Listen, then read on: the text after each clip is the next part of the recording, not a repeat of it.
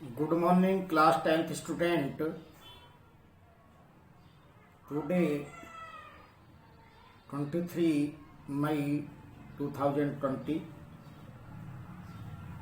on Saturday, we attend related exercise question 6 to 10 except question number 8 और इसी के साथ आज ये काव्यखंड का जो लेसन नंबर 2 है राम लक्ष्मण परशुराम संवाद आज फिनिश हो जाएगा विधिवत तरीके से। आपको इन क्वेश्चनों को अपनी फेयर नोटबुक में नोट करना है, इस बात का आपको ध्यान रखना है। स्टार्ट। क्वेश्चन नंबर 6, साहस और शक्ति के साथ विनम्रता हो तो बेहतर है। इस कथन पर अपने विचार लिखिए। ये आपके ऊपर निर्भर करता है, आप क्या सोचते हैं, मैं क्या सोचता हूं। मैं इसे अपनी तरीके से एक्सप्लेन करूंगा क्वेश्चन को। जरा आप विचार कीजिए, यदि आप में साहस और शक्ति जैसे सद्गुण हैं, आपने थोड़ा सा भी अगर बुद्धिमानी से काम ले लिया तो निश्चित रूप से आपके व्यक्तित्व में एक अट्रैक्शन पैदा हो जाएगा, एक निखार आ जाएगा। आवश्यकता किस बात की है कि आप उस शक्ति का साहस के साथ सदुपयोग करें। जीवन में दो चीजें होती हैं, सदुपयोग और दुरुपयोग। सदुपयोग करते हैं तो निश्चित रूप से आपके व्यक्तित्व में निखार आ जाएगा, आप सम्मान के पात्र हो जाएंगे, आपकी समाज में पकड़ बन जाएगी। और यदि आपने दुरुपयोग किया तो वही शक्ति और साहस अपमान के कारक बन जाएंगे आपके लिए, आपका जीवन जीना दुर्भर कर देंगे।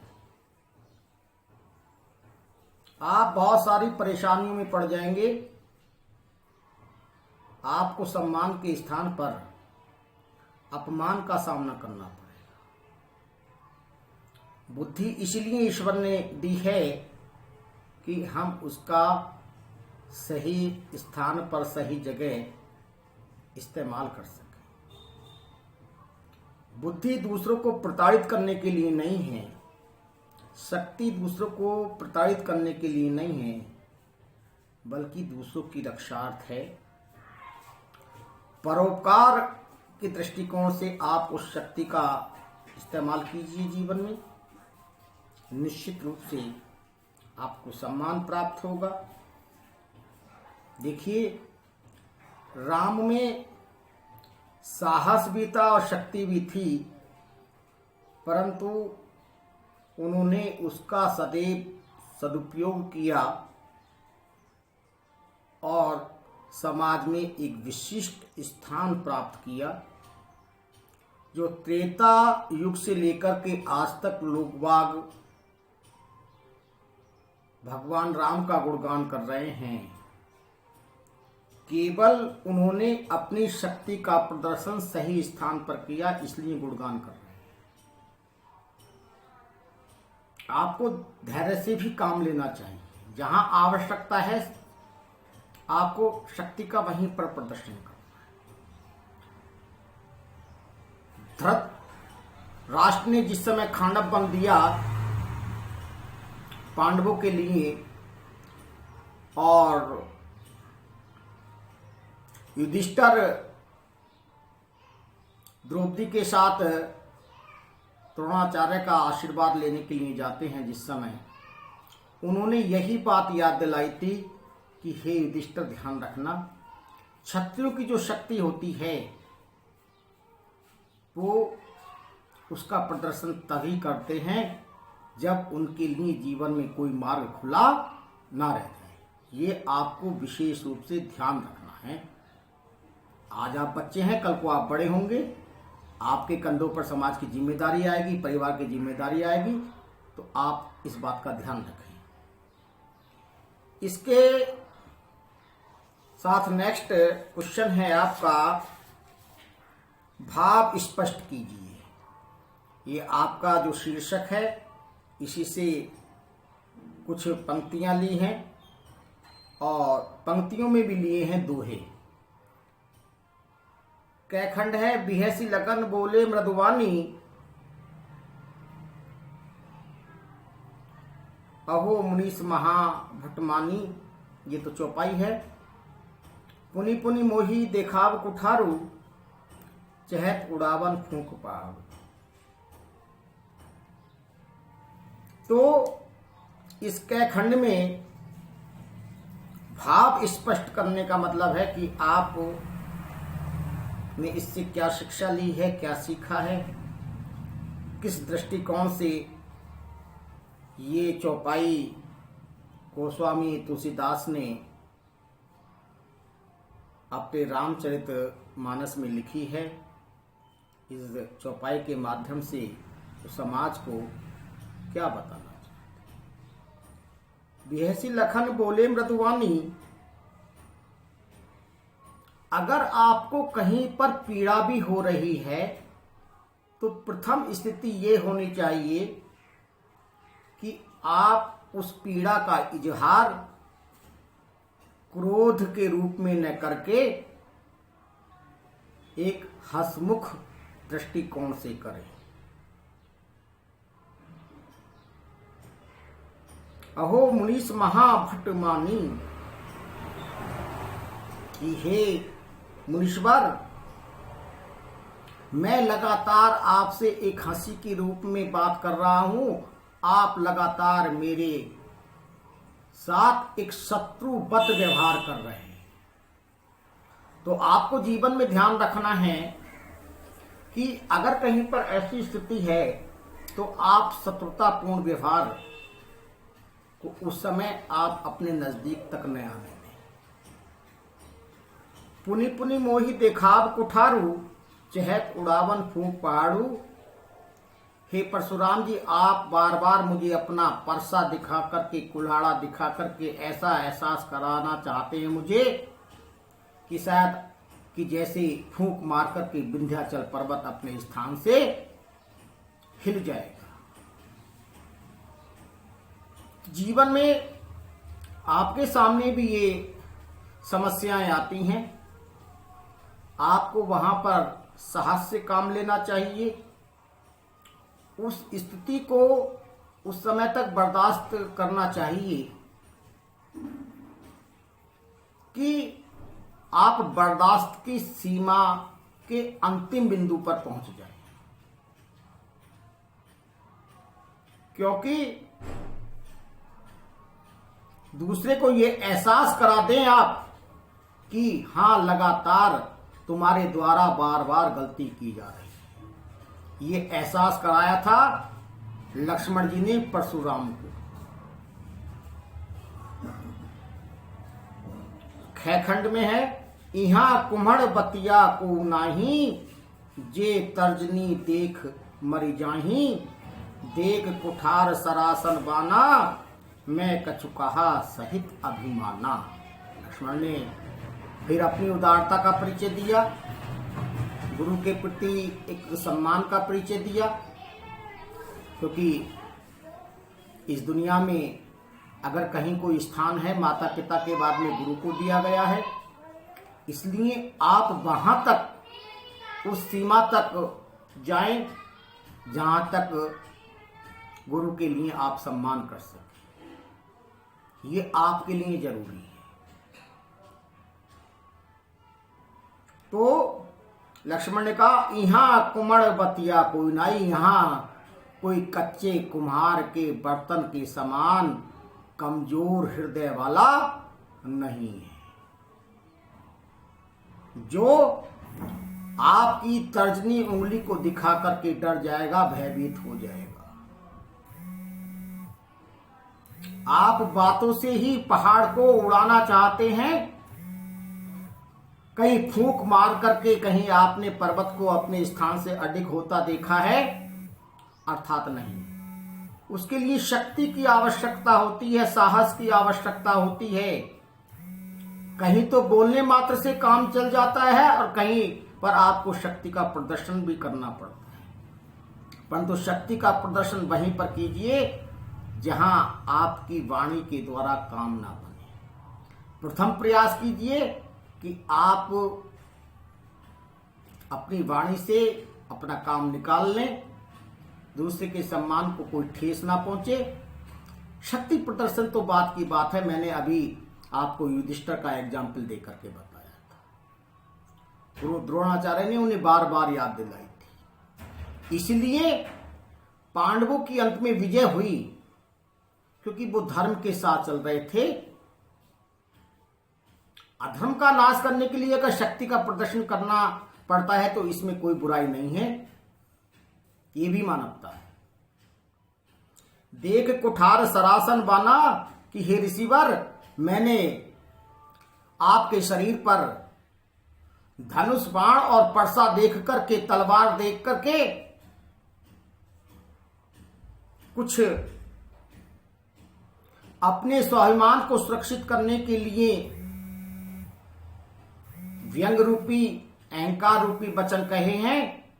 अगर मुझे ये जानकारी होती कि आप कुल से ब्राह्मण हैं, आप ऋषि हैं, आप ब्राह्मण और ऋषि की तरह अगर यहाँ राजसभा में आते तो मेरे द्वारा जो पीड़ादायक शब्द आपने महसूस किए हैं, मैं ये भी गलती आपके सामने कदापि नहीं करता। क्योंकि व्यक्ति का बड़प्पन उसी में है। यदि उसने कुछ गलती कर दी है तो उस गलती को स्वीकार कर लेना, ये भी बड़प्पन है, ये भी महानता है। आगे दोहा है ये, गांधी सुनु ने कह हृदय हंसी, मुनि है हरि हरे सूझ, ऐ मैं खांड ने ऊख में, अजऊ ने बूझ अबूझ। आगे मुनि परशुराम जी ने जब विश्वामित्र जी से कहा कि हे विश्वामित्र जी, मैं लक्ष्मण को अपने इस कुठार से, इस कुल्हाड़े से, इस परसे से काट डालता, केवल अगर मैंने इसे छोड़ा है तो आपकी शीलता के कारण छोड़ा है, आपकी सज्जनता के कारण छोड़ा है, आपके सम्मान के कारण छोड़ा। तब विश्वामित्र जी ने मन ही मन हंसकर के सोचा कि ये परशुराम जी जो हैं, इन्हें तो सब जगह हरा ही हरा दिखाई देता है, इन्हें खाड़ खड्डे कहीं दिखाई देते नहीं, ये विचार करते ही नहीं, ये परिणाम की चिंता भी नहीं करते। ऐसी स्थिति में व्यक्ति केवल अप्रशंसा का पात्र होता है, हंसी का पात्र होता है कि ये लक्ष्मण रूपी जो खांड है ये इतनी पीड़ादायक है, इतनी भयंकर है। अगर परशुराम जी ने भूलवश अगर मुंह में डाल भी ली तो निश्चित रूप से ये अत्यंत पीड़ादायक होगी। इसी के साथ में आगे क्वेश्चन नंबर नेक्स्ट 9, इस पूरे प्रसंग में व्यंग का अनूठा सौंदर्य है, उदाहरण के साथ स्पष्ट कीजिए। देखिए इसके आंसर में राम लक्ष्मण परशुराम संवाद के पूरे प्रसंग में व्यंग अपने आकर्षक रूप में प्रकट हुआ है। जितने भी ये शब्द कहे हैं संबंधित पैसेज में, लक्ष्मण के द्वारा ये व्यंग रूपी शब्द हैं। व्यंग के प्रारंभ में ही जब राम कहते हैं कि धनुष को तोड़ने वाला हे ऋषिवर कोई आपका ही दास होगा, तो परशुराम जी ने भी व्यंग्यता पूर्वक कहा कि हे राम, दास तो केवल सेवा करते हैं, वो अपने मन में शत्रुता का भाव नहीं रखते। सेवक सो जो करहि सेवकाई, अरि करनी करहि लड़ाई। लक्ष्मण और परशुराम के बीच जो संवाद हुआ है, उस संवाद में एक दूसरे पर व्यंग्यकारी बाण अपने तर्कस से निकाल करके एक दूसरे की ओर को छोड़े हैं।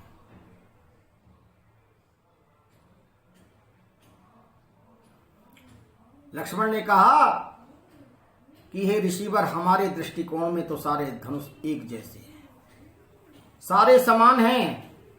आप तो अकारण ही क्रोध हम पर कर रहे हैं। तब परशुराम ने भी व्यंग्यता पूर्ण अपने परसे का प्रदर्शन करते हुए क्या कहा? मातु पितई जन सोच बस, करसी महिष किशोर, गर्वन के अभरक दलन, परशु मोर अति घोर। इस पर आगे फिर कहा गया है दोहे के माध्यम से, इहां कुम्हड़ बतिया को नाही, जे तर्जनी देख मर जाही। जब परशुराम जी बार बार वीरता के व्यंग रूपी बाण छोड़ रहे हैं, तब लक्ष्मण जी ने व्यंग करते हुए कहा कि यहाँ कोई कुम्हार की कच्ची मिट्टी से बना हुआ बर्तन नहीं है जो रखते रखते अबे में टूट जाएगा। शायद ऋषि इस बात को नहीं समझ पा रहे हैं, बार बार मुझे तर्जनी उंगली दिखाते हैं, शायद मैं इनकी तर्जनी उंगली को देख करके भयभीत हो जाऊं, ये समझ नहीं पा रहे हैं। इस प्रकार परशुराम जब बार बार अपनी वीरता का बखान करते हैं, तब लक्ष्मण ने उनकी वीरता पर तंज कसा है और क्या कहा है? सूर समर करनी करई, कहीं न जनावई आप, विद्वान रन पाई रिपु कायर कथई प्रताप। कि जो सूरवीर होते हैं हे ऋषिवर, वो अपने आप को कहलवाने मात्र से, शब्दों मात्र से शक्ति का प्रदर्शन नहीं करते, बल्कि वो रण क्षेत्र में, युद्ध भूमि में मैं क्या हूं, कितना सामर्थ्यवान हूं, कितना शक्तिशाली हूं, उसे करके दिखाते हैं। क्वेश्चन नंबर 10, निम्नलिखित पंक्तियों में प्रयुक्त अलंकार की पहचान कर लिखिए। आपको कैसे घेर तक पंक्तियां दी गई हैं, आपको इसमें अलंकार फाइंड आउट करके लिखना है। बाल को बोल बधो नहीं तो ही, इसमें वर्ण की बार बार आवृत्ति हुई है, इसलिए इसमें अनुप्रास अलंकार है। इसके बाद कोटि कुलिस सम वचन तुम्हारा, इसमें सम जो उपमा का सूचक शब्द है, सम, समान, समता आदि वर्ण है, इसमें सम आया है, इसलिए इसमें उपमा अलंकार है। नेक्स्ट, तुम तो काल हाक जनु लावा, बार बार मोही लाग बोलावा।